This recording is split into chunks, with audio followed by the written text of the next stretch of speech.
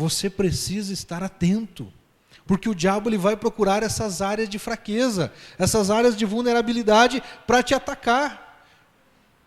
Agora, quando eu digo que Jesus estava vulnerável fisicamente, ele não estava vulnerável espiritualmente. É por isso que Jesus não peca. Outro aspecto a ser ressaltado é que o diabo se utiliza de argumentos para nos convencer. E alguns deles são bem, entre aspas, inteligentes. São bem interessantes e acabamos até nos enredando por tais pensamentos. Temos que policiar a nossa mente. O diabo tenta colocar dúvidas em nossa mente. Tipo, se Deus é Deus, por que eu estou com essa enfermidade que não é curada?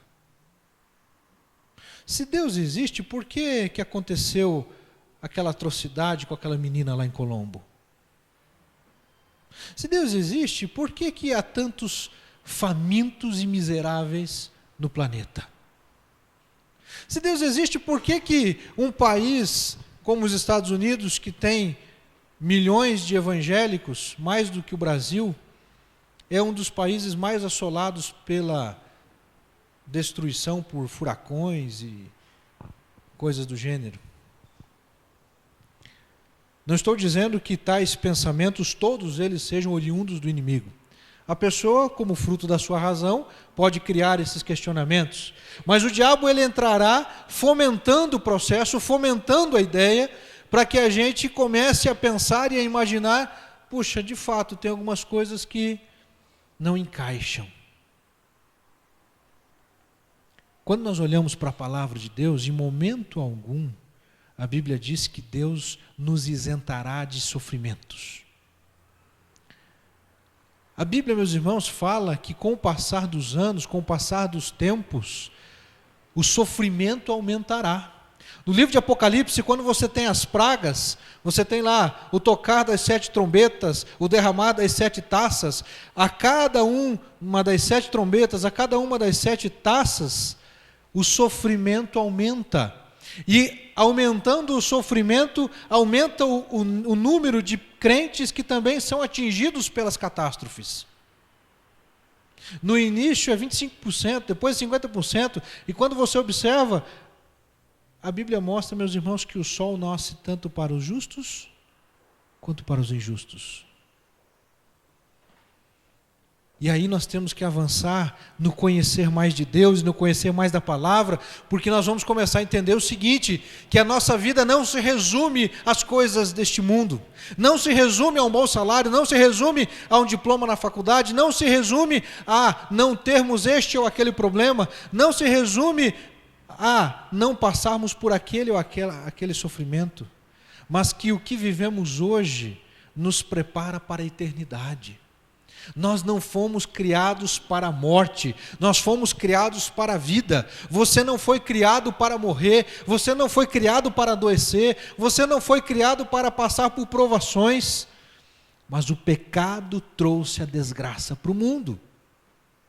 A culpa das desgraças que acontecem por aí não é de Deus, é consequência do pecado, é consequência da desobediência. E a desobediência gerando desobediência em cima da outra, o caos vai se instaurando cada vez mais.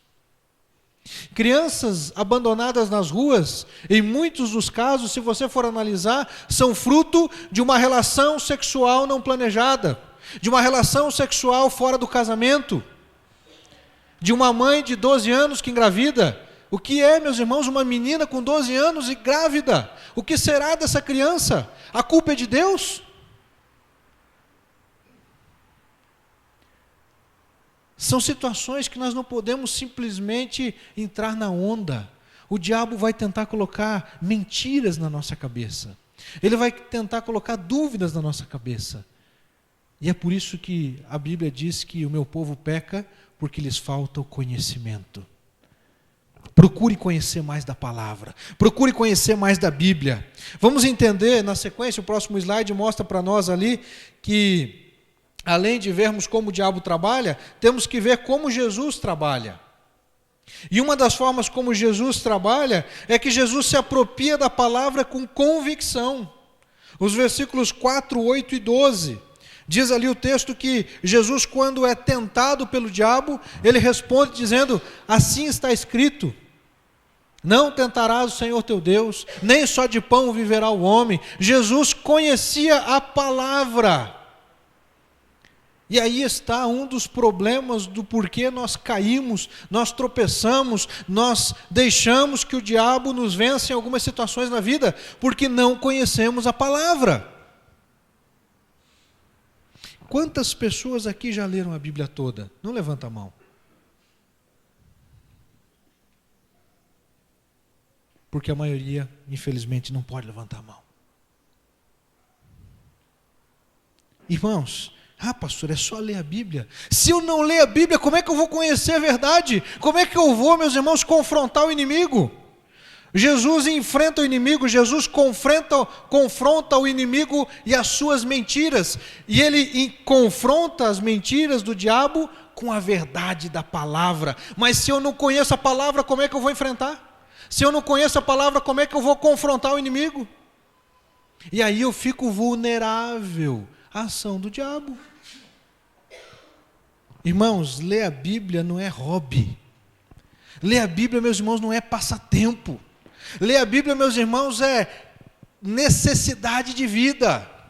Ler a palavra, se alimentar da palavra, é fundamental para que você seja cheio do Espírito. Para que você seja uma mulher cheia do Espírito, um homem cheio do Espírito. O que nós precisamos fazer para sermos cheios do Espírito? Orar?